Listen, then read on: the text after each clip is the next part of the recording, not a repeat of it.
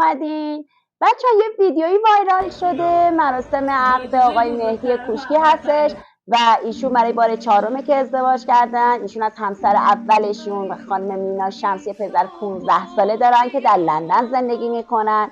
همسر دومشون سهرا سرکار خانم سهرا فتحی هستن که زندگیشون خیلی دوام نداشته، یه طلاق خیلی آروم و کوچولو گرفتن از هم. ولی ازدواج سومشون خانم ریحانه پارسا خیلی جنجالی بوده طلاقشون و از همدیگه فرزندی ندارن، ولی طلاقشون خیلی کشمکش داشته و به سلامتی همسر 4مشون رو انتخاب کردم. امیدوارم سالیان سال در کنار همدیگه زندگی خوبی داشته باشن.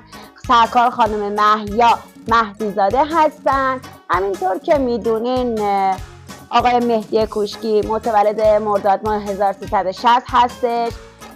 علاوه بر بازیگری در زمینه کارگردانی هم فعالیت دارن ایشون. امیدوارم که این ازدواج 4مشون رو به خوبی و خوشی در کنار همسرشون زندگی کنن سالیان سال و ما شاهد بچه هاشون باشیم، با عشق با هم زندگی کنن و ما هم شاهدشون باشیم. بچه ها لایک کنین، سابسکرایب یادتون نره، کامنت بذارین و دوستتون دارم. به خدا.